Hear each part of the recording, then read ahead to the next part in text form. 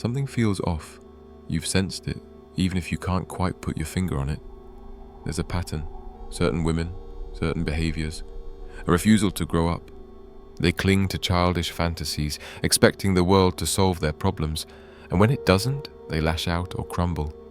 If you've ever been caught in their web, manipulated, drained, blamed, you already know the truth. Immaturity isn't just a phase, it's a prison of the mind. But before you assume this is an attack, listen carefully. This isn't about them, it's about understanding. Because immaturity isn't random, it's a shield, a defense mechanism rooted in fear, a fear buried so deep in the subconscious that even the one living with it can't always see it. Carl Jung and other analysts spent years dissecting this through feminine archetypes: the girl, the princess, the wife, the sorceress. Each one is a reflection of a psyche stuck in its own trap.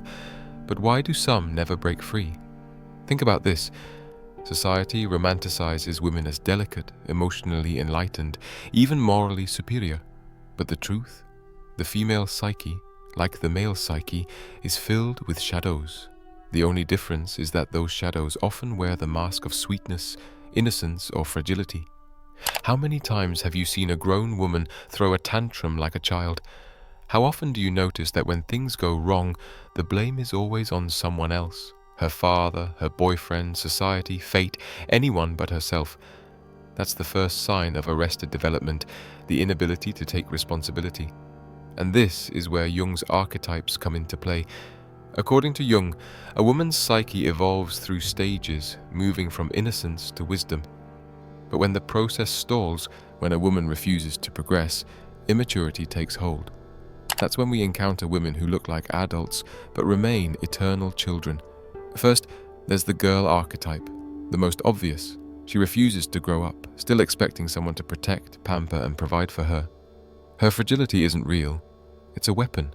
She cries instead of reasoning, manipulates instead of negotiating, and she never truly grasps that the world owes her nothing. The worst part, society reinforces this behavior. Women are told it's fine to be delicate, that someone will always come to the rescue, but when reality hits, they are completely unprepared to handle it. Then comes the princess archetype. Here, immaturity transforms into entitlement. This is the woman who believes she deserves everything without effort: love, success, happiness, delivered on a silver platter. When life doesn't meet her expectations, she doesn't adapt. She rages. She sees herself as the center of the universe, and if reality dares to disagree, she takes it as a personal betrayal. But the most dangerous of them all is the sorceress. At this stage, immaturity becomes power. The sorceress is no longer just fragile or entitled, she is cunning. She wields seduction, manipulation, and chaos to control others, while avoiding her own insecurities. She doesn't seek love, she seeks dominance. She doesn't want connection, she wants puppets. This is no longer just a defense mechanism, it's a calculated weapon. But here's the part no one talks about. Female immaturity isn't just an individual issue, it's a symptom of something much bigger. For centuries, society has infantilized women, rewarding helplessness, dramatics, and hysteria. It has whispered that vulnerability is an asset and that a woman's power lies in her dependence. But this is a trap, because the moment a woman refuses to grow up, she locks herself into a life of dependence, forever waiting for someone else to save her. So what happens to those who break free? The ones who face their fears, take responsibility, and reject the childish games? Society doesn't welcome them, it punishes them. A mature, independent, self-aware woman is unsettling. She's called cold, difficult, unfeminine, because a woman who doesn't need saving is a woman who can't be controlled.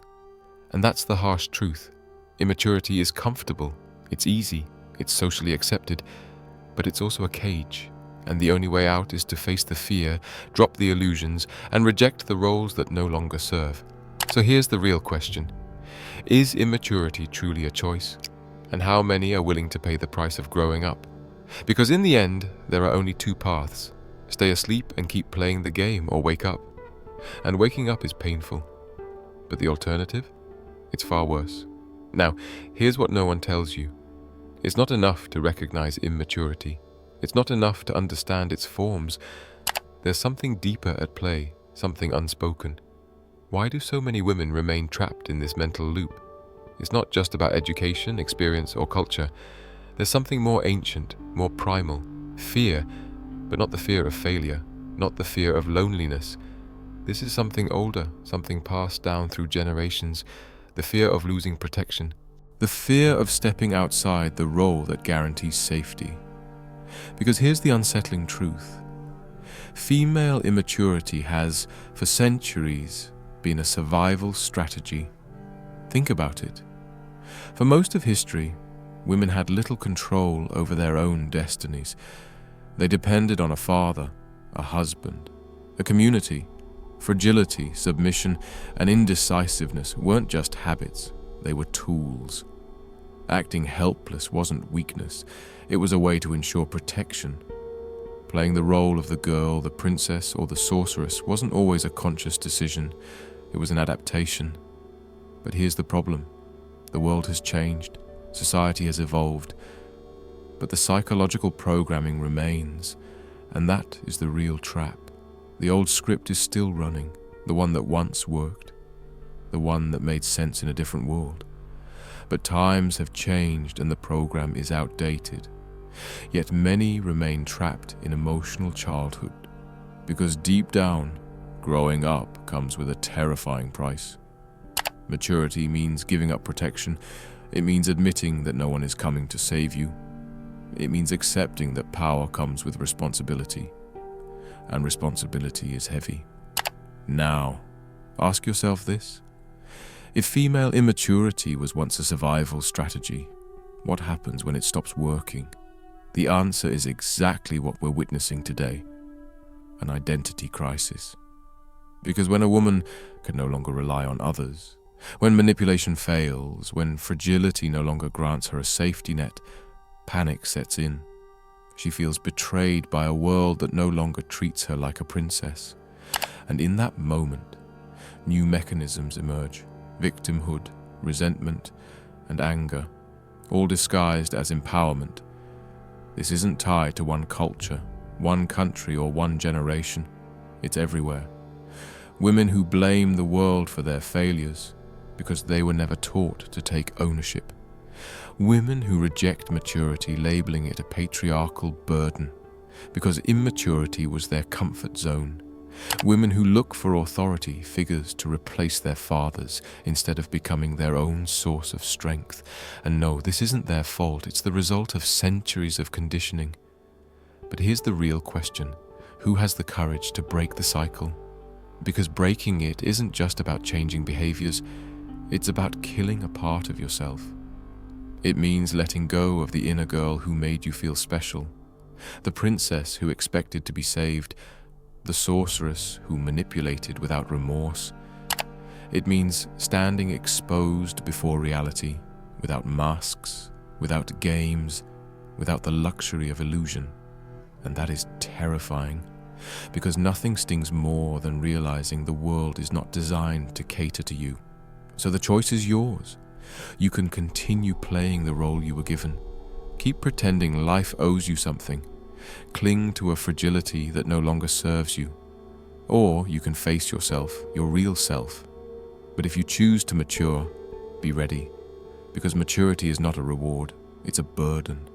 It means accepting that no one else is to blame, that no one owes you anything, that every decision, every consequence, every hardship is yours to bear. It's a weight that crushes those who aren't ready for it. And the real question is, how many are truly ready? Now let's go even deeper. It's not enough to discuss immaturity as a psychological or social issue. It's not enough to see it as an identity crisis or an evolutionary leftover. There's something darker at play, something most people refuse to acknowledge. Immaturity is not just a mindset, it's a toxin. It seeps into every decision, every relationship, every wasted opportunity. It's the silent force behind cycles that never break, dreams that never materialize, and lives that never reach their potential. And here's the question no one dares to ask. What happens when immaturity becomes destructive? because there's a difference between being immature and being helpless. And there's something far more dangerous using immaturity as a weapon. Let's talk about sabotage.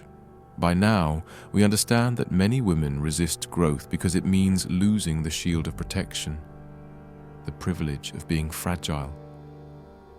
But there's another, more insidious group, those who refuse to mature because they've learned that immaturity gives them power. This is where manipulation comes into play, because immaturity doesn't always look like weakness. Sometimes it looks like seduction, like drama, like calculated victimhood. It's the woman who cries when she doesn't get her way, the one who throws tantrums when faced with opposition, the one who twists emotions to avoid confronting her own flaws. And the scariest part? It works. We live in a society wired to protect fragile women, to excuse their actions, to justify their immaturity with a simple, "That's just how women are."